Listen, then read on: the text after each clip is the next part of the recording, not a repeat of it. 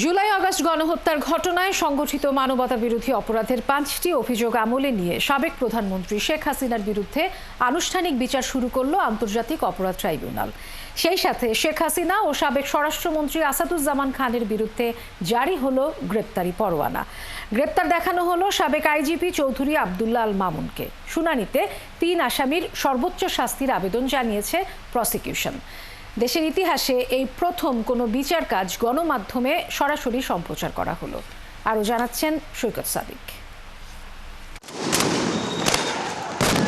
July গণঅভ্যুত্থানে ৫ August ক্ষমতা হারানোর ৮ মাসের মাথায় শেখ হাসিনা ও তার ২ সহযোগী আসাদুজ্জামান খান কামাল এবং চৌধুরী আবদুল্লাহ আল মামুনের বিরুদ্ধে ১৩৫ পৃষ্ঠার অভিযোগ জমা দিয়েছে প্রসিকিউশন। ছাত্র জনতাকে হত্যা, হত্যার উস্কানি, হত্যা চেষ্টা, ষড়যন্ত্র ও হত্যার নির্দেশ বাস্তবায়ন সহ তাদের বিরুদ্ধে মানবতা বিরোধী অপরাধের ৫টি অভিযোগ আমলে নিয়েছে আন্তর্জাতিক অপরাধ ট্রাইব্যুনাল। বিচার শুরুর এই ঐতিহাসিক মুহূর্তে অভিযোগের বিস্তারিত তুলে ধরে প্রসিকিউশনের চিফ প্রসিকিউটর বলেন, ১৪ জুলাই শেখ হাসিনা এক সংবাদ সম্মেলনে আন্দোলনকারীদের রাজাকারের নাতি উল্লেখ উস্কানিমূলক বক্তব্য দেন। এরপরই ছাত্রলীগের অস্ত্রধারীরা সারা দেশে হামলা শুরু করে। সাবেক স্বরাষ্ট্রমন্ত্রী আসাদুজ্জামান খান কামাল ও আইজিপি চৌধুরী আবদুল্লাহ আল মামুনের নির্দেশে নিরস্ত্র ছাত্র জনতার উপর গুলি চলে। দ্বিতীয় অভিযোগ, ঢাকা বিশ্ববিদ্যালয়ের সাবেক ভিসি মাকসুদ কামাল এবং দক্ষিণের সাবেক মেয়র তাপসের সঙ্গে ফোনালাপে আইনশৃঙ্খলা বাহিনীকে আরও কঠোর হওয়ার নির্দেশ দেন শেখ হাসিনা। আন্দোলনকারীদের নিশ্চিহ্ন করার নির্দেশনাও আসে তার কাছ থেকে। দেয়া হয় প্রাণঘাতী গুলি ব্যবহারের নির্দেশও। প্রাণঘাতী অস্ত্র বা লিথাল ওয়েপন ব্যবহার করা নিরীহ নিরস্ত্র ছাত্র জনতার উপরে যে মানবতা বিরোধী অপরাধ সংগঠন করেছে তাদেরকে ক্রিমিনাল অর্গানাইজেশন বা অপরাধী সংগঠন হিসেবে গণ্য করার শামিল। শুনানিতে উঠে আসে আন্দোলন দমনে নৃশংস পরিকল্পনার কথা।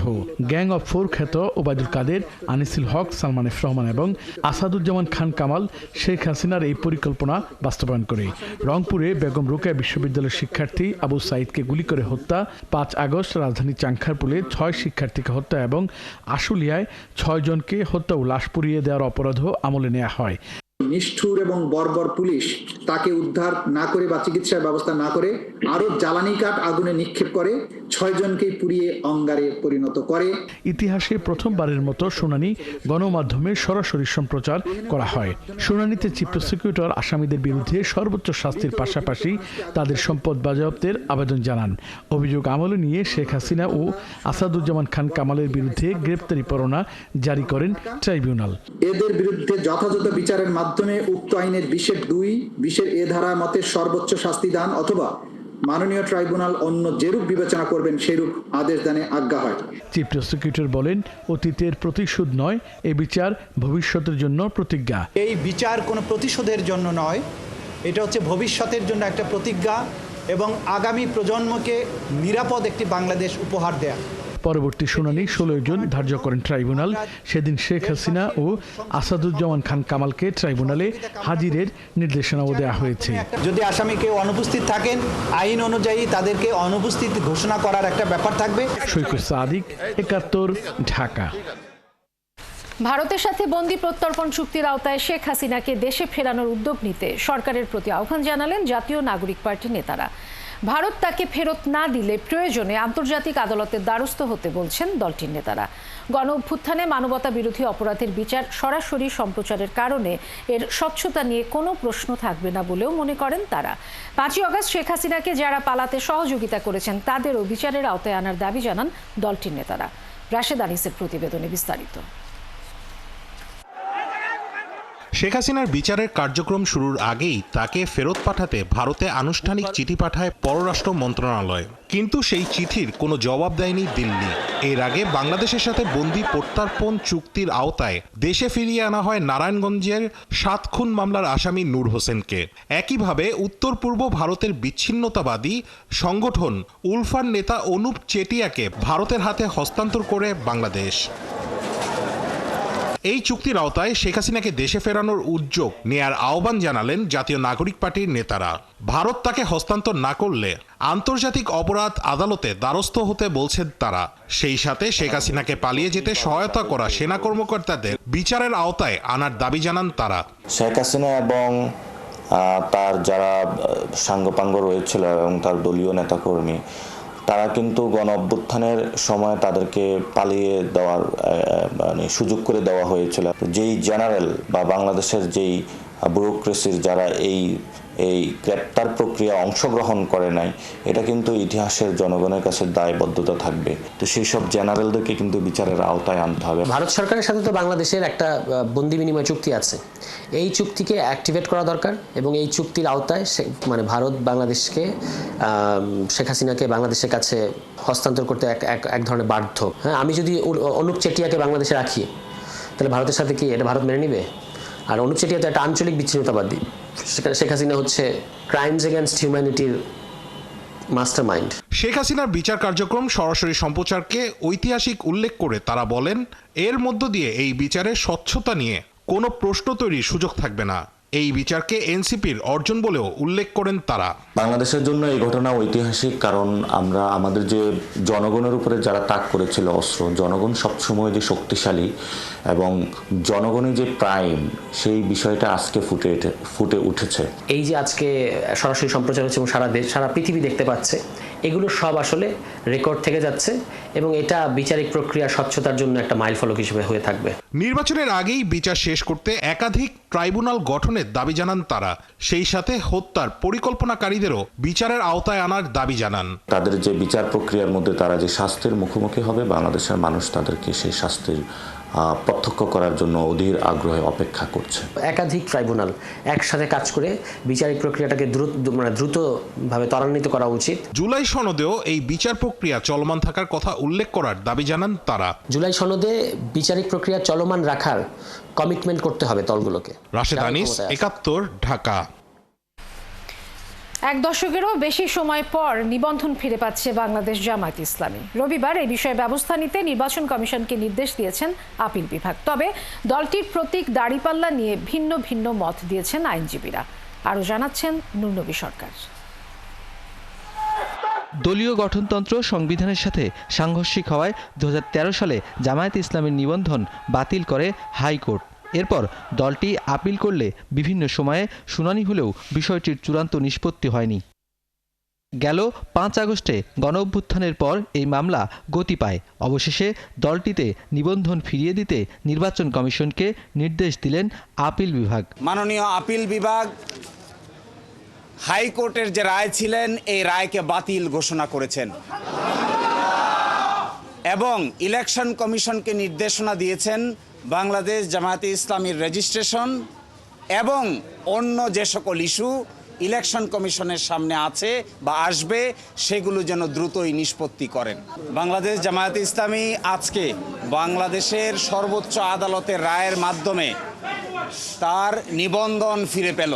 মামলার সংক্ষিপ্ত আদেশ আমরা হাতে পাবো। এই সংক্ষিপ্ত আদেশ আমরা ইলেকশন কমিশনের কাছে অ্যাপ্রোচ করব।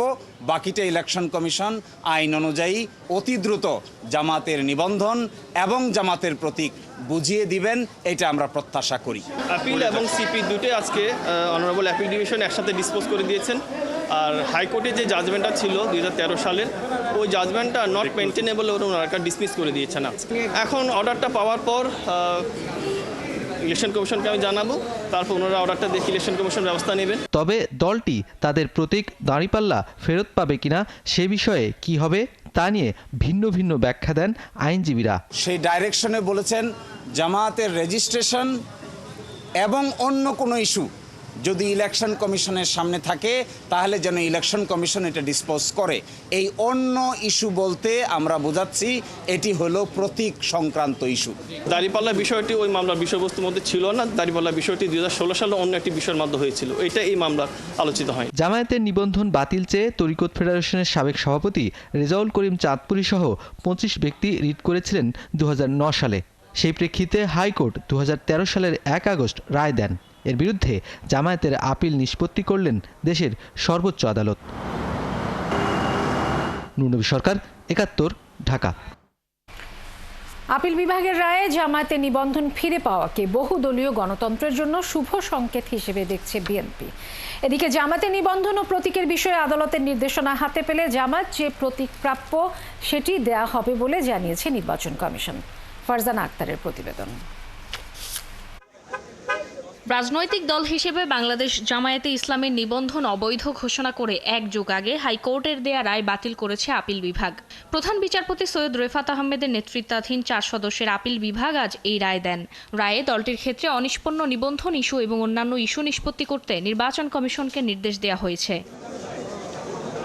জামায়াতের নিবন্ধন বাতিলের আদেশকে আপিল বিভাগে অবৈধ ঘোষণা করার এই রায়কে বহুদলীয় গণতন্ত্রের জন্য শুভ সংকেত হিসেবে দেখছেন বিএনপির নেতারা। বিএনপি তো শুরু থেকেই বহুদল এবং বহুমতের পক্ষে রয়েছে।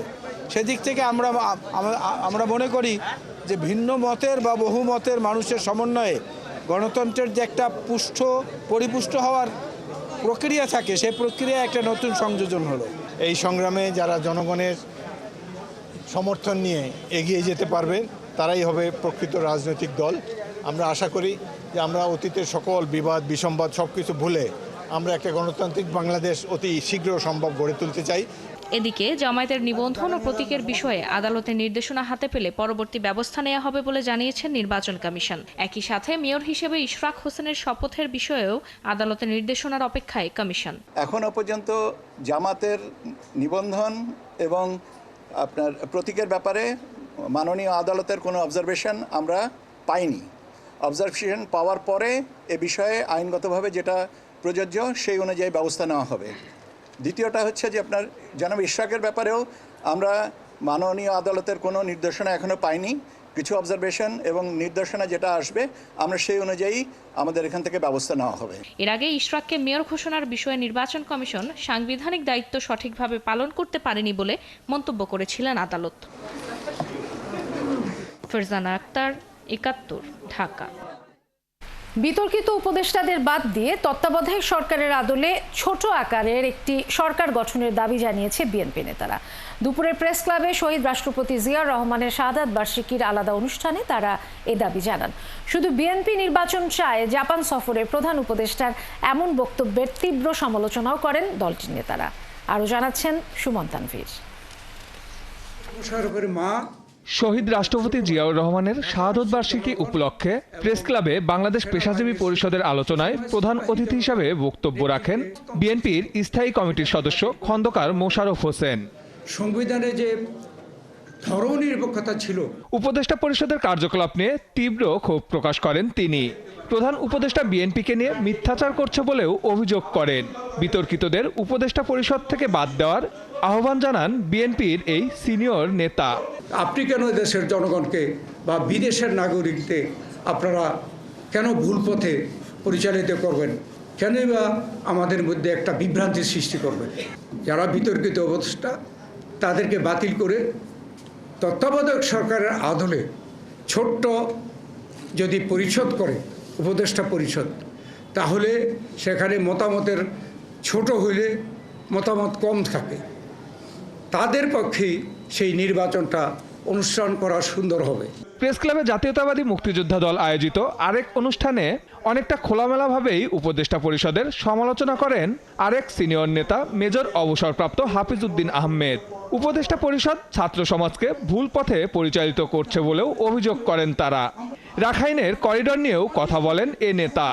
লড়াকু ছাত্রদেরকে ভুল পথে পরিচালিত করেছে বর্তমানের এই উপদেষ্টা পরিষদ।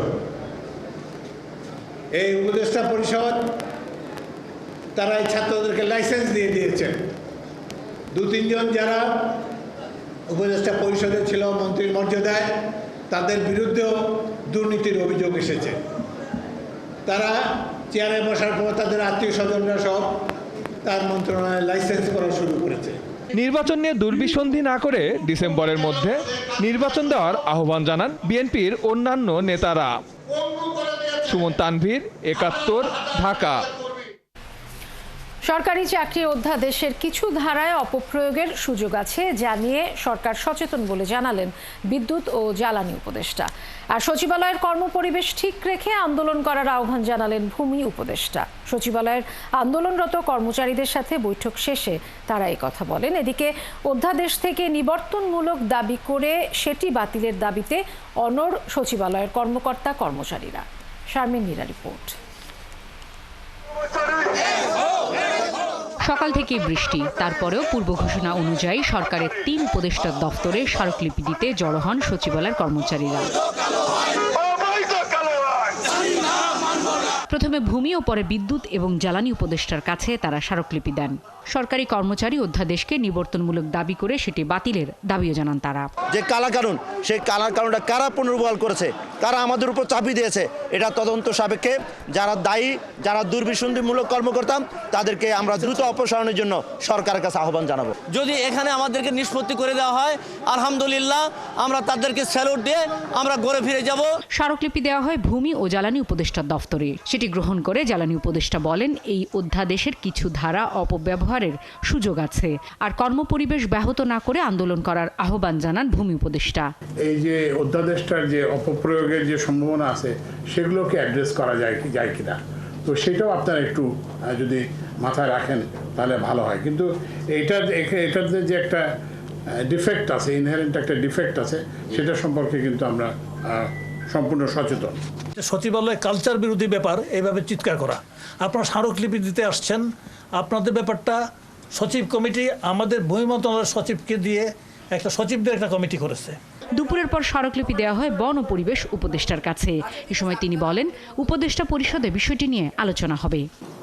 যে আজকে যেহেতু আমাদের সাথে আপনাদের কথাগুলো বলতে এসেছেন এবং কথা যেহেতু বলা যায়, সেহেতু কথা বলার এই চ্যানেলটা খোলা থাকুক।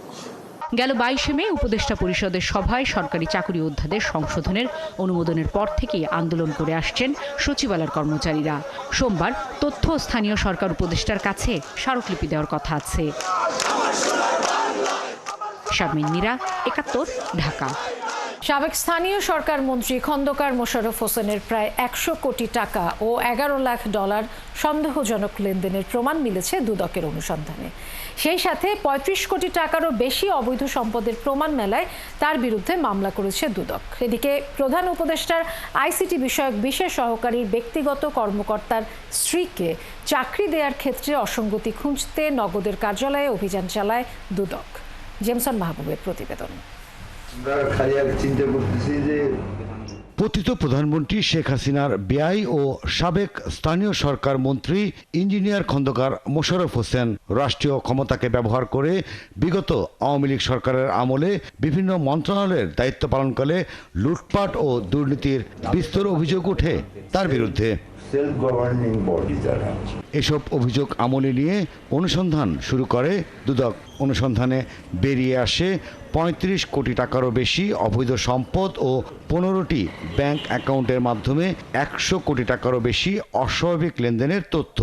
বেরিয়ে আসে $11 লাখ সন্দেহজনক লেনদেনের তথ্য প্রমাণ। অনুসন্ধান শেষে অবৈধ সম্পদ অর্জন ও অস্বাভাবিক লেনদেনের অভিযোগে তার বিরুদ্ধে মামলা করেছে দুদক। তার নিজ নামেও 15টি ব্যাংক হিসাবে ডিসেম্বর 2024 পর্যন্ত 99 কোটি 21 লক্ষ টাকারও বেশি অস্বাভাবিক লেনদেন এবং $11,33,816 US অস্বাভাবিক লেনদেনের তথ্য অনুসন্ধানকালে প্রমাণিত হয়েছে। এদিকে গত 2 মাসে বিল ভাউচারের মাধ্যমে প্রায় 150 কোটি টাকা আত্মসাতের অভিযোগে নগদের বনানী কার্যালয়ে অভিযান চালায় দুদক।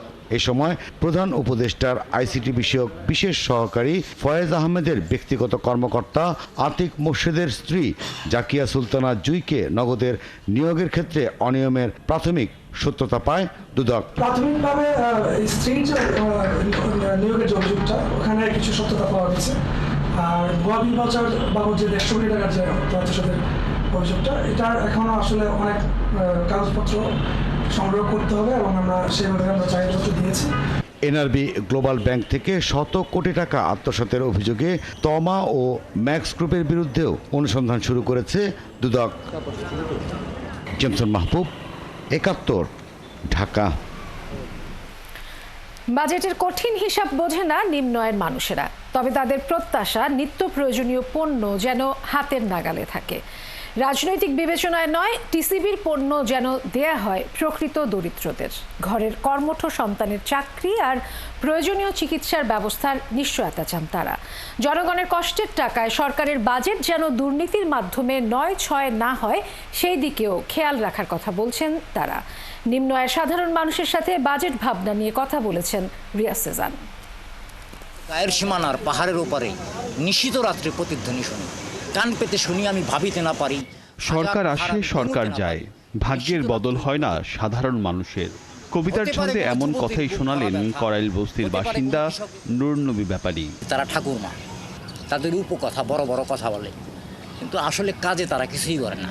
গুলশান লেকের এপারটা যতটা অভিজাত, ওপার ততটাই সাধারণ সাদামাটা। সেই সাধারণ মানুষেরা দেশের বাজেট নিয়ে কি ভাবছে সেটি জানতে চায় ৭১। গরিব মানুষ মাছ তরকারি যা কিনতে যায় সবই দাম, 2 পয়সা কমে খাইতে পারলে। বাজেট নিয়ে সাধারণ মানুষের প্রথম ভাবনাটা নিত্য প্রয়োজনীয় পণ্যের দাম। অর্থনীতির ভাষায় মূল্যস্ফীতির সাথে এর সম্পর্ক। অতিরিক্ত করের চাপে যেন প্রয়োজনীয় পণ্যের দাম না বাড়ে সেই প্রত্যাশাই তাদের। সবকিছুর দাম বেশি, ইনকাম কম, মাছের দাম বেশি, চালের দাম বেশি, যেন আমরা একটু কম দরে কিনে খাইতে পারি। সরকারের সামাজিক ভাতা কিংবা টিসিবির কম দামের পণ্য, এসব সামাজিক সুরক্ষার কিছুই পান না এখানকার বাসিন্দারা। তারা বলেন দলীয় রাজনীতি করলেই শুধু পাওয়া যায় এমন সুবিধা। এগুলো তো নেতাকে তারা খেয়ে নেই, এগুলোর খবরই পাই না আমরা। সবার এটা দেয় না, পরিচিত দেখে দেখে আর কি দেয়। সরকারের হিসেবে দেশের মোট জনসংখ্যার 28% তরুণ আর 62% কর্মক্ষম।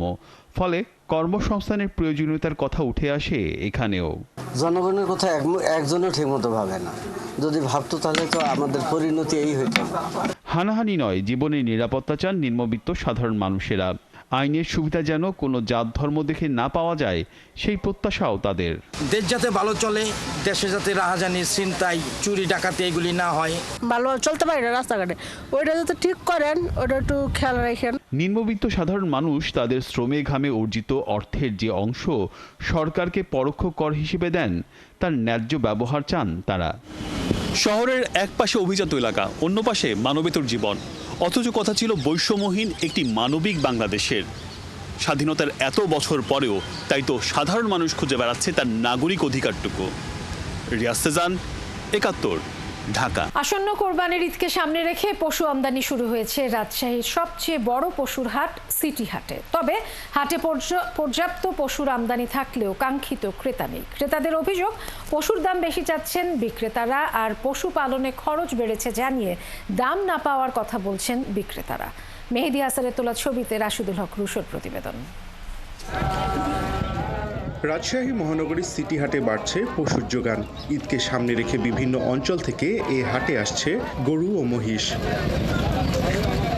এ হাটে 3 থেকে 3.5 মণ ওজনের গরুর দাম চাওয়া হচ্ছে 1 থেকে 1.5 লাখ টাকার মধ্যে, মাঝারি 2.5 থেকে 4 লাখ, আর বড় গরুর দাম 7 থেকে 12 লাখের মধ্যে, যা গতবারের তুলনায় বাড়তি বলছেন ক্রেতারা। বিগত হাটের চেয়ে একটু বেশি লাগছে আমাদের কাছে। গরুর দাম আজকে বেশি মনে হচ্ছে কত হাটের থেকে, মনে হয় ঢাকার থেকে এদিকে দাম বেশি মনে হয়েছে, যে কারণে খুঁজতেছি। আর খামারিরা বলছেন গোখাদ্যের দাম ও পশুপালন খরচ বাড়ায় বেড়েছে পশুর দাম। এসব গরু আপনার দাম চাচ্ছে 1,40,45 কি দাম চাচ্ছি, দাম কি তারা দাম বলছে আপনার 30-35 এর দাম বলছে। এই বেলায় তো গরু ক্রেতা খুব কমে আসে, কুরবানি ক্রেতারা। বিকেলে দেখা যাক আল্লাহ ভরসা কেরম ক্রেতা হয়। ভাই এগুলো মানে 30 মানে কথা লাগতো না ভাই, খুব কম। এদিকে সার্বিক নিরাপত্তা নিশ্চিতের কথা জানিয়ে হাটের ইজারাদাররা জানান ক্রেতারা এখনো পশু কেনাকাটা শুরু করেননি, তাই হাট এখনো জমে ওঠেনি। আয়ত্তের ভেতরে সিসি ক্যামেরা আছে, প্রশাসনও আমাদের সাথে সহযোগিতায়, ওরাও আছে, সহযোগিতা করছে। আমদানিও কম, বেচা কিনাও, বাইরের পার্টিও কম, কোরবানির বেচা কিনা এখনো জমে। রাজশাহী প্রাণী সম্পদ অধিদপ্তরের তথ্য মতে এবছর জেলায় কোরবানির জন্য প্রস্তুত রয়েছে প্রায় 5 লাখ গবাদি পশু, যা জেলার চাহিদার তুলনায় অতিরিক্ত। রাশিদুল হক রুশো, ৭১, রাজশাহী। জাতীয় ক্রীড়া পরিষদে যুব ও ক্রীড়া উপদেষ্টা আসিফ মাহমুদ সজীব ভুঁইয়ার সঙ্গে বৈঠক করেছেন বিসিবির নতুন সভাপতি আমিনুল ইসলাম বুলবুল। বৈঠক শেষে বুলবুল জানান সরকারের পক্ষ থেকে সব ধরনের সাহায্য পাচ্ছেন তিনি। বিসিবি সভাপতি আরও বলেছেন আইসিসির সঙ্গে বাংলাদেশ ক্রিকেট বোর্ডের কোনো দ্বন্দ্ব নেই। ব্যাপার যেটা সাথে আইসিসির সাথে বাংলাদেশ ক্রিকেট বোর্ডের কোনো কনফ্লিক্ট নেই। যদি তাদের কোনো কনফ্লিক্ট থাকে তারা আমাদের জানাবে, এখন পর্যন্ত আমরা কিছু জানি না। এখনও সরাসরি কথা হয়নি। আমাদের একজন ডিরেক্টর নাজমুল আবেদিন ফাহিম ভাই ওখানে আছে, উনি ভাইস প্রেসিডেন্ট ক্রিকেট বোর্ডের, এখন তার সাথে কথা হয়েছে। আমরা ওয়েট করছি তাদেরকে কোনো এক্সট্রা প্রেশার না দেওয়ার জন্য। আমরা যেহেতু আমার কাজটা প্লেয়ারদের সাথে কথা বলা না, আমার কাজ হচ্ছে ডাইরেক্টরদের সাথে কথা বলা। যখন সুযোগ হবে তাদের সাথে অবশ্যই বসবো। আর টুর্নামেন্টের মাঝখানে আমার মনে হয় তাদের যে প্ল্যান আছে সেখানে কথা না বলাই ভালো।